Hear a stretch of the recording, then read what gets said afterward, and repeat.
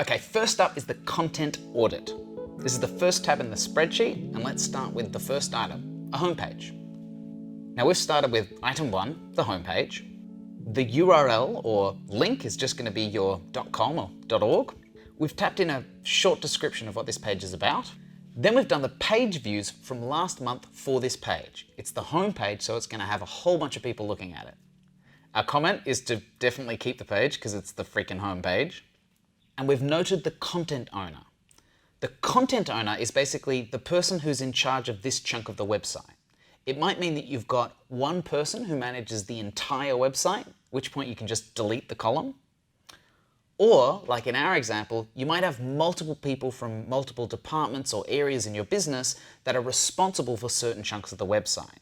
It's important to note this because if we change or delete these pages, those people are going to get real annoyed with us.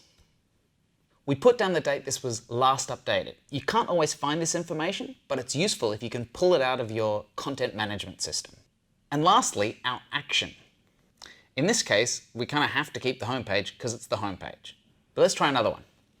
I've thrown in the About page, the About Our CEO page, and the Staff page. In our existing website, the About Us page had 2 subpages, the CEO and the Staff, which is why we've numbered them as 2, 2A, and 2B. We're actually going to break that hierarchy once we turn these into cards, but it's just handy to know in the item column. Again, we've got URLs and descriptions. And we can see that compared to our homepage, very few people actually look at these pages.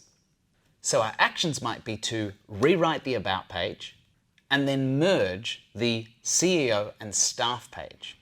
This would mean that when we're doing our card sorting, we wouldn't be presenting people with a card for staff and a card for the CEO. We would present one page, say CEO and Staff. If you've done this right, you'll end up with a whole bunch of line items for all the different parts of your content audit. In our example, we only have like 12 pages.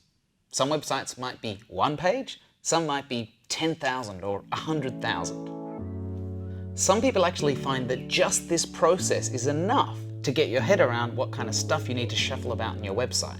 But let's take it a step further and turn these into cards.